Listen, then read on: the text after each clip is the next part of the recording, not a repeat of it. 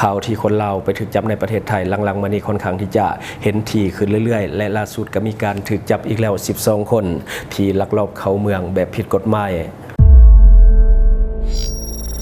Time to share D+ ผลิตภัณฑ์ปกป้องตับจากเครื่องดื่มแอลกอฮอล์สวัสดีท่านผู้ชมกลับมาพบกับรายการ Time to Share สำหรับหัวข้อที่เราอยากจะนำเสนอในมื้อนี้ก็คือเกี่ยวข้องกับเรื่องของการที่คนเราไปถูกจับในประเทศไทยนอกซึ่งว่าหลังๆมานี้ก็จะเห็นทีขึ้นเรื่อยๆโดยเฉพาะเกี่ยวข้องกับเรื่องยาเสพติดและล่าสุดเลยก็คือมีการถูกจับอีกแล้ว12คนเนาะที่ว่าลักลอบเข้าเมืองแบบผิดกฎหมายที่บ่มีเอกสารหยังเลยแต่ว่าลักลอบขี่เรือหางยาวข้ามไปและสุดท้ายถูกจับเนาะสำหรับในของข่าวก็คือกองสุรนารีเนาะกองกำลังสุรนารีทำการรวบคนลาว12คนที่ว่าลักลอบข้ามนำของไปเนาะโดยที่ว่าบ่มีเอกสารถูกต้องตามกฎหมายจึงถูกจับในที่สุดเมื่อวันที่15เดือน6ปี2025เจ้าหน้าที่กองกำลังสุรนารีได้รับรายงานจากแหล่งข่าวในพื้นที่ว่ามีกลุ่มคนชาวลาวลักลอบข้ามแดนแบบผิดกฎหมายจึงได้นำกำลังจากสพสนุมานและก็ฝ่ายปกครองอำเภอสนุมานลงพื้นที่ลาดตระเวนซุกซ่อนเสื่องโตไว้เนาะก็คือปิดบังตัวเองไว้บ่ให้คนที่ลักลอบข้ามมาได้เห็นเนาะก็คือกวดกาอย่างเข้มงวดแล้วก็อยู่บริเวณสถานีสูบน้ำของบ้านคันสูงตำบลโคกสานอำเภอสนุมานจังหวัดอำนาจเจริญต่อมาเจ้าหน้าที่ของไทยได้กวดพบว่ามีเรือหางยาวหรือว่าเรือจักรโดยมี1คนเป็นคนขับและก็มีผู้โดยสารจำนวน11คนซึ่งพบว่าทั้งหมด12คนรวมกันเนาะเป็นคนลาวทั้งหมดและก็ได้ลักลอบข้ามฝั่งไทยโดยบ่มีเอกสารที่ถูกต้องตามกฎหมายจักอย่าง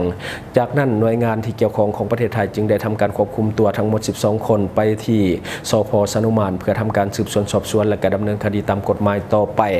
อันนี้ก็คือข่าวล่าสุดที่เกิดขึ้นที่ว่าคนลาวไปถูกจับที่ประเทศไทยเนาะแต่ว่ากรณีนี้บ่ได้เกี่ยวข้องกับเรื่องของยาเสพติดสำหรับเนื้อในของข่าวนี่เราได้มาจากสำนักข่าว CIA ของประเทศไทยที่ว่าได้ลงไว้ในมือก่อนเนาะซึ่งว่าอันนี้เห็นแล้วก็น่าตกใจเนาะเพราะว่าคนเราจำนวนหลายที่ว่าข้ามไปซึ่งว่ามีผู้เฒ่านำแล้วก็มีวัยรุ่นนำซึ่งสาเหตุและก็แรงจูงใจของการลักลอบเข้าเมืองในครั้งนี้เนาะเจ้าหน้าที่ของไทยบ่ได้ลงไว้ก็เลยว่าบ่ฮู้ว่าแรงจูงใจที่แท้จริงที่ลักลอบข้ามนำของไปนี่แม่นไปเฮ็ดหยังแท้แต่เฮาไปสืบจากคอมเมนต์เว้าเป็นเสียงเดียวกันเลยเนาะว่า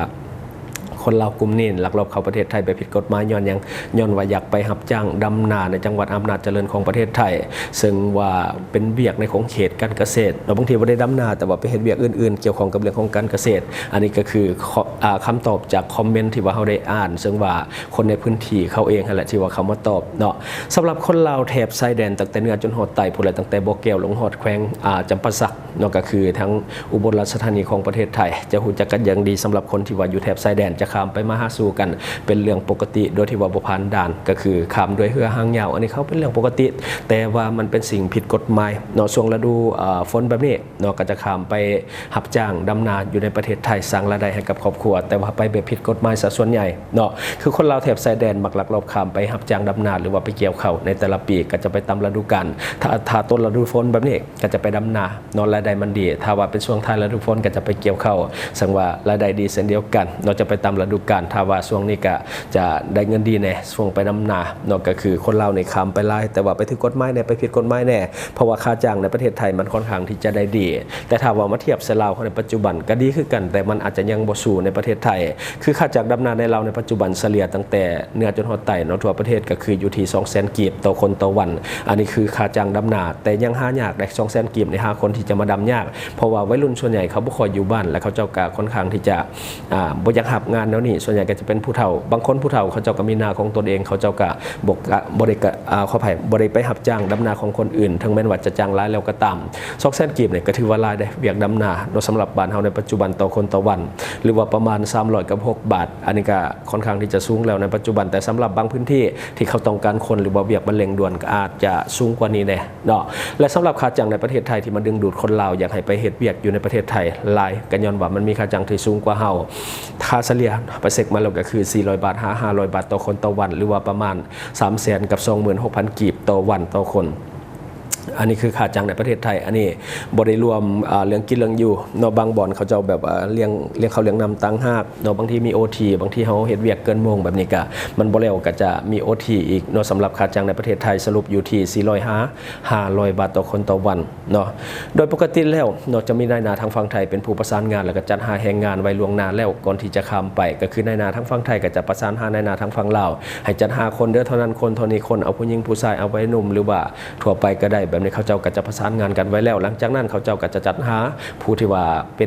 ผู้ขับเรือหรือว่าคนที่จะไปขนส่งเนาะแรงงานข้ามฝั่งของตัวอย่างนี่แหละที่ว่าเขาจับล่าสุดก็คือ1คนเป็นคนขับเรือบ่แม่นแรงงานที่จะไปลักลอบเฮ็ดเวียกเนาะก็คือเป็นคนขับเรือที่ว่าเขาเจ้าว่าจ้างมาเนาะกรณีถูกจับแบบนี้ก็100 ลำ 100 แพเนาะจังหวัดในนาทางฝั่งไทยเขาเจ้าจะบ่ได้สนแหละเพราะว่าไปบ่ฮอดเขาเด้ถ้าว่าถูกจับอยู่ระหว่างทางแบบที่เป็นอยู่ในปัจจุบันเขาเจ้าก็จะบ่สนใจเลยเขาเจ้าก็จะปล่อยเลยบ่มีสัญญาบ่มีความรับผิดชอบหยังเลยเนาะฉะนั้นนี่ถือว่าเป็นเรื่องเสี่ยงที่จะข้ามไปมันบ่เฉพาะแต่เสี่ยงเรื่องของการถูกจับช่วงนี้น้ำคลองขึ้นไหลเนาะก็เสี่ยงเรื่องของเรือล่มเรือจมแบบนี้ก็จะเสี่ยงเสียชีวิตเนาะเวลาเฮาไปเฮาก็ต้องได้ระมัดระวังหน่อยหนึ่งดีที่สุดก็คือบ่ต้องไปเพราะว่าบ่ต้องไปแบบผิดกฎหมายเนาะเพราะว่ามันเสี่ยงมันอันตรายเนาะและบัดนี้สาเหตุที่เขาบ่อยากเฮ็ดเอกสารในการไปเฮ็ดเวียกให้มันถูกต้องแบบ 100% แบบเฮ็ด MOU หรือว่าเฮ็ดหยังไปเพราะว่าเวลาเขาจะไประยะสั้นเนาะเขาบ่ได้ไปดนสูงสุดก็1 อาทิตย์แล้วเขาจะกลับมาแบบนี้ส่วนหลายจะไปลักษณะแบบนี้บ่ได้ไปดนเพราะฉะนั้นเขาจึงบ่อยากเฮ็ดเอกสารต่างๆให้มันถูกต้องและบัดนี้อีกหนึ่งข่าวเนาะที่ว่ามันเกิดขึ้นตามแนวชายแดนระหว่างลาวและไทยอันนี้ก็คือข่าวที่มาจากเพจเดียวกันเนาะก็คือเพจของ CIA เนาะที่ว่าเพิ่นได้ลงไว้เมื่อวันที่17 เดือน 6 ปี 2025นาวาโทลุงเรืองมาสุทธินหัวหน้าสถานีเรือมุกดาหารได้นำกำลังเจ้าหน้าที่ร่วมกับฝ่ายความมั่นคงในพื้นที่ออกลาดตระเวนบริเวณบ้านวานน้อยตำบลวานใหญ่อำเภอวานใหญ่จังหวัดมุกดาหารเนาะจนฮอดเวลา 5:30 นาทีได้มีการกวดพบเรือจักรเนาะลำหนึ่งที่ลงมาจากฝั่งลาวเขามาจอดอยู่แคมป์นำคลองฝั่งเบื้องไทยเจ้าหน้าที่ตำรวจของไทยจึงได้เข้าไปกวดสอบทันทีและก็ได้พบว่ามีผู้ชายลาวจำนวน5 คนที่ว่ากำลังลำเลียงกงที่ว่าใส่ค้างหมูก็เป็นกงเล็กที่ใส่ค้างหมูที่ยังมีชีวิตอยู่ด้านในทั้งหมดมี7 กงเจ้าหน้าที่จึงได้แสดงตัวเข้าจับกลุ่มและก็มีผู้ชายทั้งคนที่ได้เห็นเจ้าหน้าที่ตำรวจจึงได้ตกใจและก็เฝ้าหลบห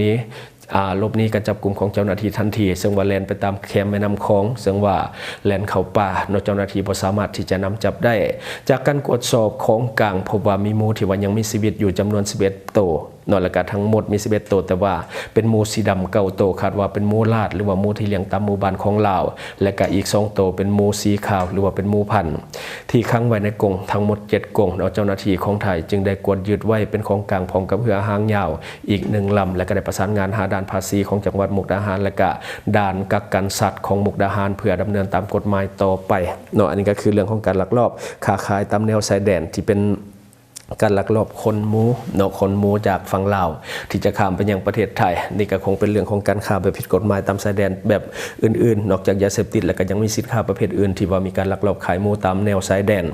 การขนส่งสัตว์ทุกประเภทเวลามันจะข้ามด่านข้ามแดนมันก็จะยากหน่อยนึงจึงเห็นให้หลายคนหัวไซบ่อยากเสียเงินบ่อยากเสียคำบ่อยากเสียเวลาเขาเจ้าก็มีการลักลอบข้ามนี่แหละทั้งเรือหางยาวใส่จังหวะเจ้าหน้าที่แบบบ่ได้ยามแล้วหรือว่าเจ้าหน้าที่เพ้อข้ามแบบนี้ก็เห็นให้มันมีกำไรไล่ในการค้าขายระหว่างกันถ้าว่าไปผ่านด่านปกติบัดนี้บางทีสัตว์มันอาจจะถือกักกันถือกวดใส่เวลาโดนเสียเงินแน่แบบนี้เขาเจ้าก็อาจจะบ่อยากข้ามจึงเฮ็ดให้มีการลักลอบค้าขายแบบผิดกฎหมายตามลำแม่น้ำคลอ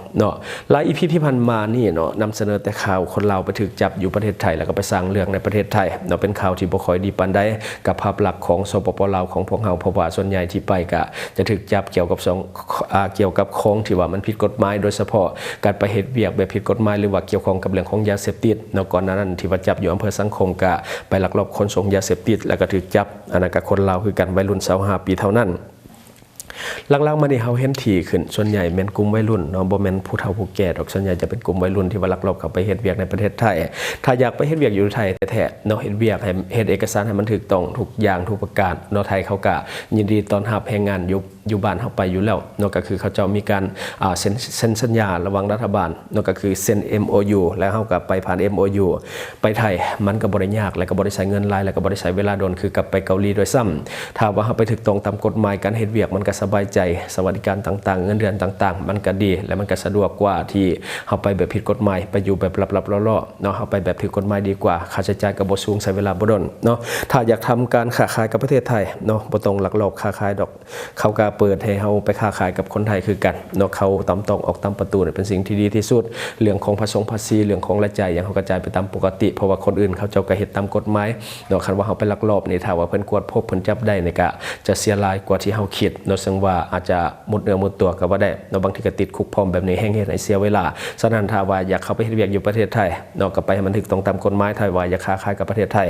ก็เฮ็ดให้มันถูกต้องกับกฎหมายเพราะว่าเขาเจ้าก็เปิดรับอยู่แล้วเนาะทางรายการของเฮาเองก็บ่ได้ส่งเสริมเรื่องของการเฮ็ดผิดกฎหมายทุกประการบ่ว่าอยู่ภายในและก็ต่างประเทศทางรายการเฮาก็บ่ส่งเสริมถ้าว่ามีความผิดพลาดยังเกิดขึ้นถ้าว่ามันเป็นข่าวรายการของเฮาก็จะเอามานำเสนอแต่ว่าเฮาบ่ได้ซ้ำเติมแต่ว่าก็เว้าตามเนื้อข่าวตัวจริงที่มันเกิดขึ้นกระทำผิดก็ต้องรับผิดชอบเรื่องของการกระทำของตนเองให้มันได้แล้วก็ยอมรับกับสิ่งที่มันเกิดขึ้นเนาะอันนี้ก็คือสิ่งที่เฮาอยากจะนำเสนอในมื้อนี้หวังว่าท่านจะได้รับสาระดีๆสำหรับท่านที่ว่าเบิ่งรายการเฮาอยู่คิดเห็นจะได้กับสิ่งที่ว่านำเสนอไปก็อย่าลืมฝากไว้ภายใต้คอมเมนต์ของเฮาและข้าพเจ้าจะเข้าไปอ่านด้วยตนเองแล้วก็ขอฝากนะสำหรับท่านใดที่ว่ามีพฤติกรรมเสี่ยงเรื่องของการกินดิบกินแดงหลับก้อยซอยจุดเลือดแป้งเนาะตอนนี้เป็นการนำเสนอเข้าสู่ร่างกายของท่านโดยเฉพาะพยาธิใบไม้ในตับสารตับและก็ไวรัสตับชนิดต่างๆรวมทั้งพฤติกรรมเสี่ยงเรื่องของการกินเหล้ากินเบียร์เนาะตอนนี้แอลกอฮอล์ทำลายเซลล์ตับของท่านอย่างแน่นอนฉะนั้นอย่าลืมปกป้องตับของท่านด้วยผลิตภัณฑ์ D+ ของเฮาและข้อฝากสำหรับท่านใดที่ว่ามีแผนจะก่อบ้านก่อเรือนหรือว่าสร้างอาคารพาณิชย์ต่างๆอย่าลืมเอิ้นใส่บริษัทของพวกเฮาบริษัทเพชรสุขมิสัยเจริญทรัพย์จำกัดผู้เดียวซึ่งว่าเฮาบริการครบวงจรเนาะบ่จะเป็นการสำรวจการออกแบบการก่อสร้างและก็เป็นที่ปรึกษาโครงการเนาะสำหรับท่านใดที่ว่ามีแผนก่อสร้างอยู่แล้วในปัจจุบันอย่าลืมเอิ้นหาบริการของบริษัทของพวกเฮาบริษัทเพชรสุขมิสัยเจริญทรัพย์จำกัดผู้เดียวและข้อฝากสำหรับท่านใดที่ว่าเบิ่งรายการเฮาอยู่ถ้าคิดว่ารายการของเฮามีสาระหรือว่ามีประโยชน์อยากส่งเสริมอยากซัพพอร์ตอยากจะให้กำลังใจทีมงานของพวกเฮาก็อย่าลืมกดติดตามช่องเพราะว่าการกดติดตามช่องถือเป็นช่องทางเดียวแท้ๆที่จะเห็นให้ทีมงานของเฮามีรายได้และก็มีกำลังใจในการผลิตคอนเทนต์ดีๆแบบนี้ให้ท่านได้ชมเรื่อยๆอย่าลืมให้กำลังใจทีมงานของพวกเฮาโดยการกดติดตามช่องขอขอบใจอยู่เมืองลาวใช้แต่เงินกีบลาวและส่งเสริมผลิตภัณฑ์ภายในเพื่อลดพรการนำเข้าสินค้าและแก้ปัญหาเงินตาบริษัทเพชรสุขมิสัยเจริญทรัพย์จำกัดผู้เดียวบริการก่อสร้างครบวงจรหับสำรวจพื้นที่ก่อสร้างและให้คำปรึกษาโครงการหับออกแบบโครงการต่างๆทั้งแบบ 2D และ 3D การบริการคิดไล่และการประเมินโครงการก่อสร้างหับเป็นที่ปรึกษาโครงการก่อสร้างต่างๆสำหรับท่านใดที่สนใจอยากใช้บริการกับบริษัทเพชรสุขมิสัยเจริญทรัพย์จำกัดผู้เดียวสามารถติดต่อที่เบอร์ 02055662255 หรือ 02077776451 หรือท่านจะเข้าไปเบิ่งผลงานที่ผ่านมาของบริษัทพวกเฮาได้ที่แฟนเพจบริษัท PSMC จำกัด Subscribe for more video.